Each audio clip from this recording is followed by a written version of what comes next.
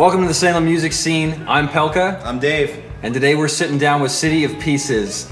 Guys, do us a favor and introduce yourselves. Let us know what you guys do in the band. All right, I'm David Fox and I sing and play bass.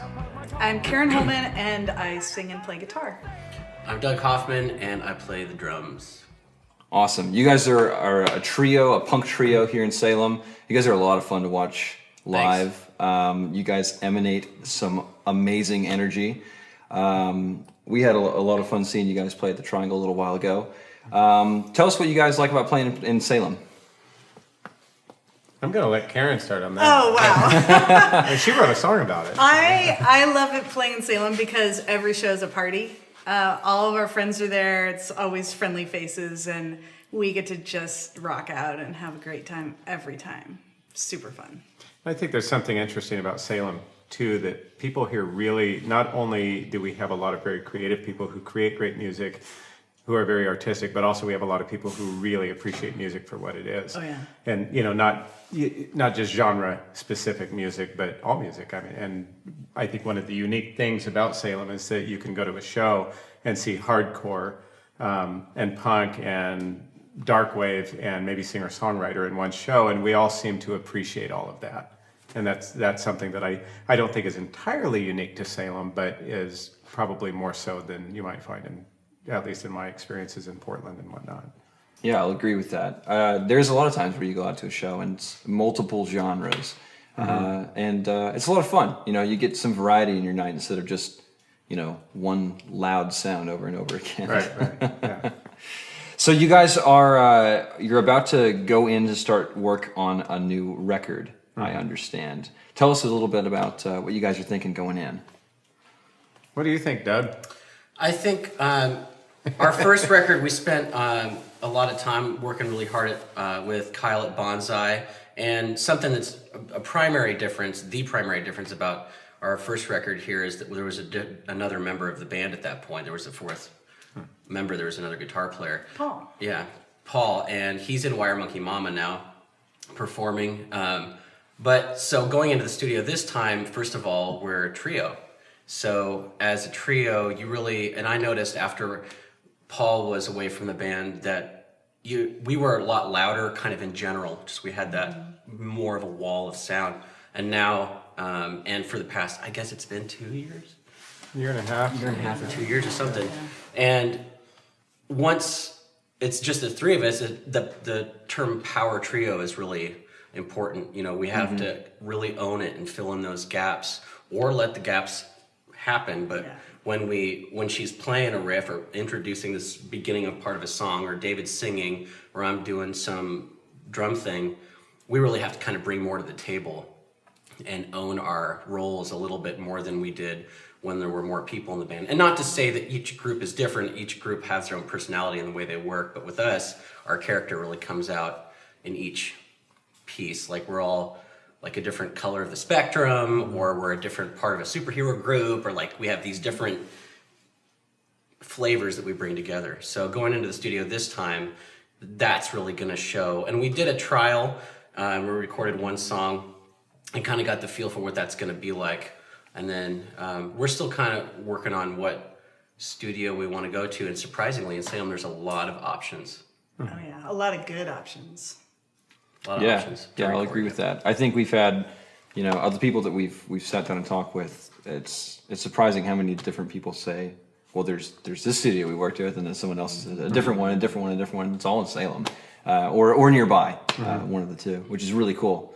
We do have a lot of musical diversity in Salem, I think, as far as options and things like that. We're a good place to be, I think. Right. Yeah, and on this record, we also, of course, we recorded at Bonsai with Kyle Sanders. Yeah, Kyle Sanders. But Jason Carter did the mastering for us, and so we have that kind of talent where you can, use this person who's excellent. In Kyle Sanders' case, he was excellent with drums, and Doug was really drawn to that. And the recording turned out excellent. But we know Jason Carter's ear, and we wanted to have him master it because we knew we were going to vinyl, and he was someone who was going to make sure that the mastering for vinyl was the best that it could be, and the mastering for the digital output was going to be the best it could be. So it's nice having that kind of talent here locally to draw from. Yeah.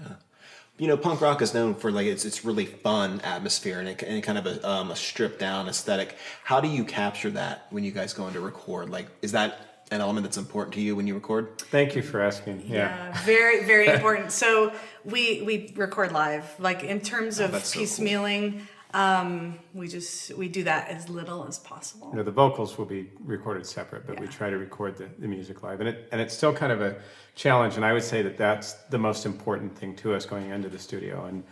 And you can't help it when you go into the studio and record.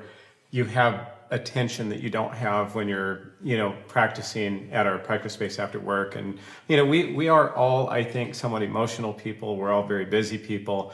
And we tend to care, and that's part of punk rock too. Is that you give a beep, but that's all part of it. And you should. It's kind of the responsibility of somebody who's playing punk rock is to have like a social conscience. Yes. And so with that comes a little bit of emotion, and we do hear it when we perform live and when we're rehearsing. But when you're recording, you're thinking too hard about the fact that you're recording, and so it's.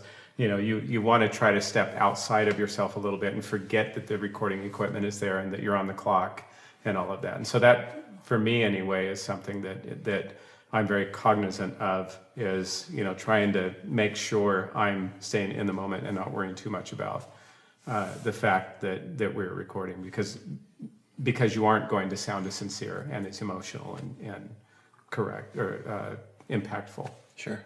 So that kind of brings up a question that you want to be sincere about what you're recording, what your music is. What is it that draws you guys to do music in general? Why are you guys a band? Basically, is the question there. Oh, Wow. I can't not be in a band. It just when there's been a time when I haven't been in one, I was spending all of my time trying to make a band. So I'm either in a band or trying to get in a band or make a band. So. For me, I think being in this band in particular was, I could talk about the formation a tiny bit, which is kind of David and Paul kind of showed me a demo, and then that's the real way we got into the band. But one of the things that I always kind of lay over too is I have to play music. It's like breathing, and if I don't do it, then I get sad. But also the other main thing is I want to be in groups that challenge me as a performer, as a drummer, as a musician. And I don't really know much about late 70s, early mid 80s punk rock and roll, hardcore, as much as David and Karen Just a baby. and Paul did. There's really Paul good music too. there. And so that was part of the draw of being in this band, is getting the speed there and then learning about these groups that are like Ramones or any number of guys you know really well, like the Dead Kennedys, or like Wipers, and what's the other one, Perubu even. Yeah, Perubu. Some of the more obscure. Then there's a lot of obscure stuff too. So, and I also think that punk can be mindset, not necessarily just a sound. So I got into it because I wanted to be fast and play this fast stuff, which it all kind of is high energy. But then we started, as we've talked about, me and the band have talked about many times, not just sticking into fast-paced verse, chorus, verse, chorus, verse, chorus, verse, done. We let the muse kind of take over at one point too, once we've kind of discovered who we are as a band and identity of the first rung of songs. As you create new rungs of songs, you learn about the people in your group, you learn what parts, what your strengths are, and so you learn to complement that. So that's part of why I like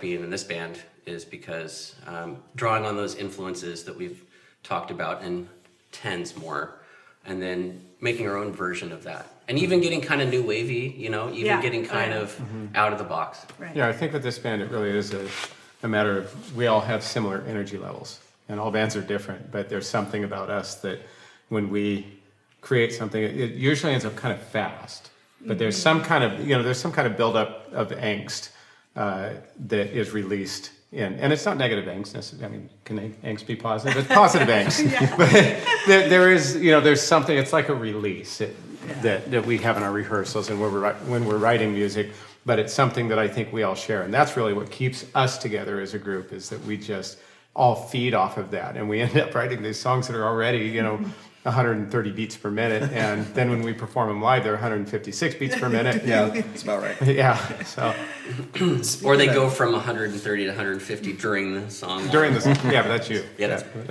But that's the best. I get to hang out with Yeah, these it's guys. When I think of punk rock music, there's one thing that I always think of is how so much of it is a reaction to, or it is actively making a social statement, or there's an element to it that says we'd like things to change in our neighborhood or in our community, and our music is one of the ways we're getting it out there. Thinking of the Salem music scene, not the show, but the actual living, breathing thing that's here in Salem all around us. What is it that your music? What are you communicating? What do you want people to know? What's important to you? Yeah, so David's written quite a few lyrics that speak to Salem specifically. Yeah. I have You some have too, also. Mine's more of like a rah-rah cheerleading, like Salem is amazing and I love it. Like that's essentially the essence of one of the songs. And you've had some where you're making a statement about decisions that have been made in town that you don't agree with necessarily, but pointing it out. Yeah, and it's usually not necessarily really blatant, but and there is sometimes it's direct and sometimes it's more overtones, and it's just about the sound of the song itself. You can feel that. For me too, I think that it's definitely about community. The Salem music scene, there's an air of everyone might be into a certain band more than another group, but they'll all be, I mean, that's where diverse bills are great, because you get a cross section of a lot of different kinds of music. And I just like the community mind of it. And I also really believe something that works for me anyway is to make a difference in the world, make a difference in your own backyard. And I'm here, so. Yeah.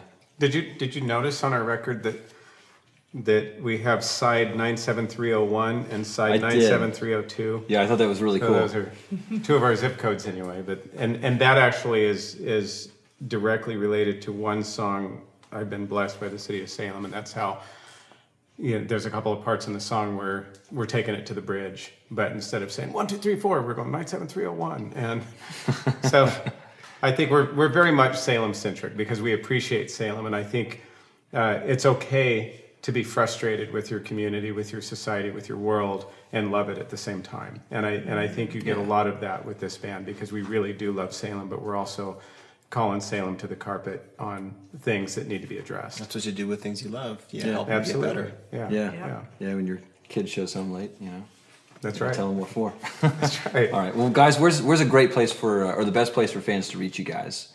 Facebook, definitely, for reaching us. We have a Facebook page for City of Pieces. Also, cityofpieces.bandcamp.com for catching our music.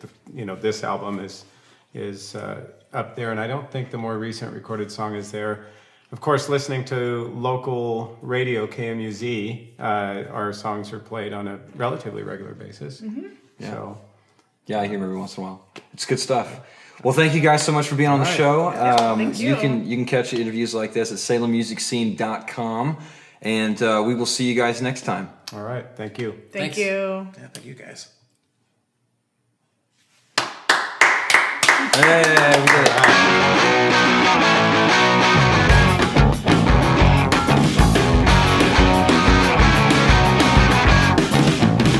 I am the same as I was yesterday, but things are changing. Who's gonna catch up with me? I know it's right. There's always something wrong, don't get it tight. The day won't last so long. The day won't last so long. Cool.